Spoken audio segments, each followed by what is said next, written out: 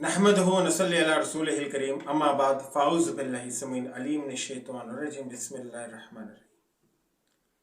पाकिस्तान में 295C का कानून यानी तौहीन रसालत का कानून मौजूद है, लेकिन आपको ये सुनकर हैरत होगी कि कलमा हक पर बनने वाले इस मुल्क खुदादाद में आज तक किसी एक मुजरिम को भी सजा नहीं दी गई।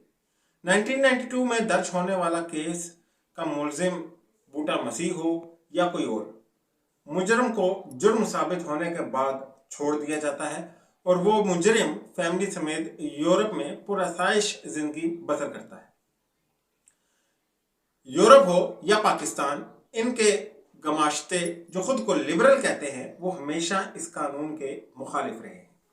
इनकी कोशिश होती है कि इस कानून को मुतनाज़ा बनाया जाए ताकि इसे ख़त्म कर दिया जाए। असल में ये एक सोचे समझे मंसूबे के तहत तौहीन करने वाले पहले किसी प्लेटफॉर्म के ऊपर तौहीन के मुर्तकिब होकर अवामुन्नास को इश्तियाल दिलाते हैं। अवामुन्नास की अक्सरियत चूंकि मुसलमान है, तो जैसे ही इन लोगों की बुरी हरकत पर मुश्तइल होते हैं तो अदारे ऐसे शख्स के खिलाफ अवामी दबाव के तहत तौहीन का मुकदमा दर्ज कर लेते हैं।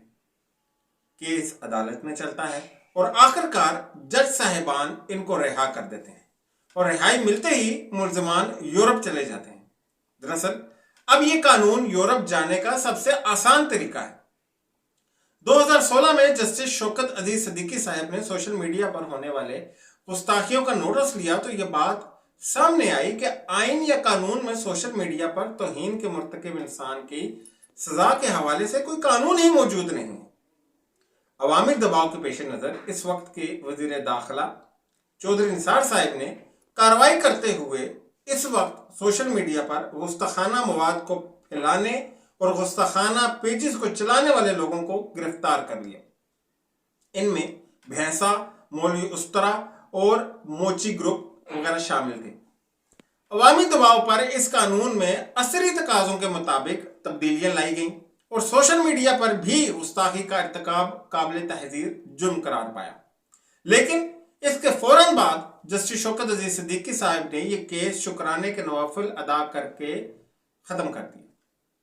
मोची, मौलवी उस्तरा और भैंसा ग्रुप के एडमिन्स रिहा हुए और बैरून मुल्क चले गए।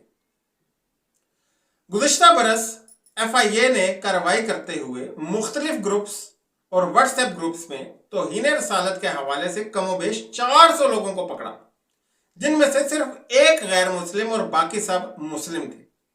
इन सब ने इंकशाफ किया कि इनको मुख्तलिफ व्हाट्सएप ग्रुप्स में एक खातून की तरफ से टास्क दिए जाते हैं जिसमें मखसूस अज़ा पर मुकद्दस नाम लिखकर तस्वीर बनाकर शेयर करना और इनको और कुरान मजीद को फाड़ना और नाउज़ बिल्लाह इस पर गंदगी डालने जैसे अफ़ाल भी शामिल थे और ये सब करने के इनको पैसे मिलते थे।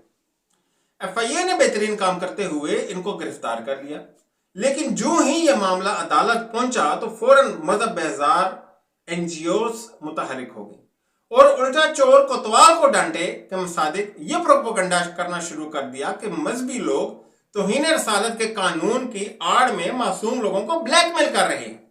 जस्टिस सरदार इसहाक इजाज साहब ने यह कहना शुरू कर दिया कि हो सकता है कि उनकी नीयत तौहीन की ना हो और एक आध दफा उन्होंने ऐसा मवाद शेयर किया हो। हम जस्टिस साहब से यह सवाल करते हैं कि क्या ये रियायत वो आम आदमी को भी देते हैं जो मौजूदा निज़ाम अदल या रियासत पर कुछ तनकीद कर दे। हो सकता है कि इनकी नीयत भी इस्लाह की हो, लेकिन वहां फौरन हमारी रियासत ऐसे शख्स पर गद्दारी का फतवा देती है और इसे घर से उठा लिया जाता है, इसकी जायदाद जब्त कर ली जाती है और फौरन इस पर तौहीन अदालत का फतवा भी झाड़ दिया जाता है। जस्टिस साहब, आपने पूरे 21 दिन तक इन लोगों को सुना जो तौहीन रसालत के कानून के वजूद के ही खिलाफ है और जिन्हें NGOs की तरफ से, बैरूनी NGOs की तरफ से फंड्स मिल रहे हैं, लेकिन जैसे ही फरीके मुखालिफ की बारी आई तो आपने इन्हें सुनना तक गवारा ना किया। क्या यह आपके गैर जानबदार होने पर सवालिया निशान नहीं है? फिर आपने खिलाफे कानून एक कमीशन में मुकर्रर कर दिया। सवाल यह है कि क्या यह तहकीकाती कमीशन का मुतालबा किसी एक मुल्जिम की तरफ से भी आया है? जज साहब, हमें मालूम है कि इनमें से किसी एक को भी सजा नहीं होनी, क्योंकि आज तक किसी को भी सजा नहीं हुई, तो फिर इतना तरद्दुद क्यों? पहले ही दिन आप फरमा देते कि हम इनको सजा नहीं सुना सकते।